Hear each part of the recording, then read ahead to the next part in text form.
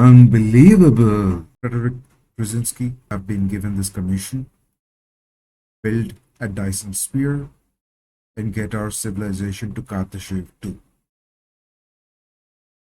The technology to build the Dyson sphere had existed for at least a century. He had been reading reports from previous commissions. All of them were identical, almost to a word, in their evaluations. It was possible. The blueprints were perfect. The supply chains were present. The timelines were within the horizons of most planetary governments. Now, he only had one question. Why don't I see any? If we can harvest infinite energy, why don't we? He had been investigating this question, and a name popped up repeatedly. Jason Kryzinsky. He hesitated to reach out to Jason, owing to his dislike of bureaucrats in general, and Jason being his elder brother in specific.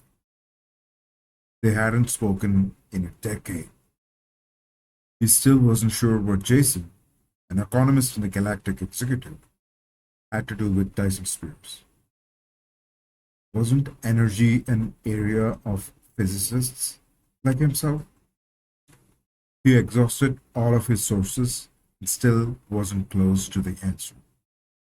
His throat went dry as he thought about the various ways the conversation with Jason would go. His chest knotted, and he felt pulses of tension navigating throughout his body. He picked up the holophone, fighting his subconscious mind's attempts to stop him. It connected right away. A figure appeared, and Frederick thought as if he were looking into a mirror. It was exactly the same as himself, just with a tad more silver on the temples, with sharper eyes. I was wondering when you'd call, said Jason. Frederick squinted his eyes. You knew? How? I was offered a similar commission. I declined and suggested you. So you know why I'm calling. Sure. So what's the answer? Ask me the question. Frederick's mind immediately went to that job, with Jason teasing him. Come to think of it, he never really understood if they had split apart or just drifted apart. Why aren't there any Dyson spheres? Frederick asked. You're the physicist. You tell me. Jason responded, just. That's the point. We can build them. You mean to tell me that there are no problems with the technology? Jason shot back. Frederick could see the faintest smile on his brother's face. He's playing with me, Frederick thought. Or at least, I can see no scientific reason we cannot. Jason qualified his previous answer. He waited for a couple of seconds to reframe his next question. To hell with it, he thought. Finally, if you know the answer, could you please tell me without being annoying? Frederick blurted out. Jason waited for a couple of seconds before answering. Debt. Debt? Yes, my dear brother. Debt. I'm sorry, I don't quite follow, Frederick said in his confusion. Imagine a corporation. Okay. For the sake of the argument, let's name it Acme Corporation. As Acme Corporation takes on debt, each loan has terms. You need to pay a certain amount of interest and principal every billing cycle. If they don't, then their stock price and credit rating tanks. This is basic economics, Frederick protested. I don't see what any of this has to do with Dyson spurs.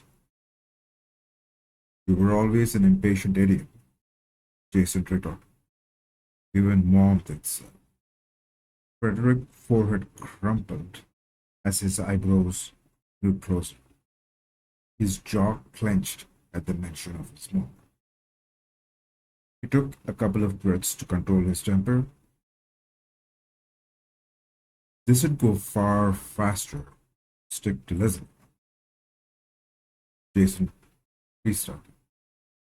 Anyways, once a company becomes debt-based, then they get stuck in the loop of servicing, which means they need their revenue to go up and up. Frederick looked away from his brother's hologram image. As he realized the math behind, his jaw dropped and his eyes lit up. Number go up, Frederick said. Jason nodded. So there can't be any deflationary technology. Things can never get cheaper. Frederick said as if he were talking to himself. There you go. Jason chuckled as he saw his younger brother pick up on the bread. And it's not just that.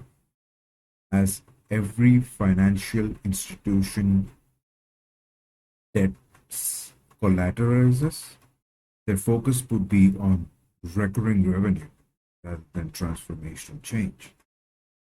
There was a secret paper written roughly 4 centuries ago during the Great Technological Stagnation. I don't recall anything about it. Was it suppressed? Frederick asked. Nah, I think the author chose not to publish.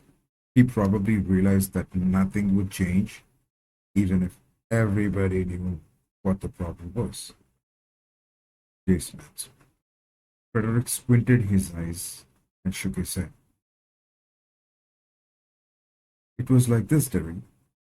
At the time, almost everybody was in debt, and everybody was also earning money from debt instruments. The web was so complex that even the spider who weaved it couldn't escape. The galactic hegemony? Jason asked. Same problem. Do you know that the galactic hegemony is 38 trillion in debt? 38 trillion? Frederick coughed, as if something went into the wrong hole in his mouth. How is it possible? Once an economy becomes debt collateralized, everybody knows that the governments will begin by borrowing to fund the present and then end up borrowing to pay for their previous borrowing. Now, all of the energy firms also in debt and they need to service. No company would build a Dyson sphere, a planetary utility, if their revenue would go to zero. Frederick nodded, and his face had a sense of defeat. Free energy wasn't possible because of the debt trap.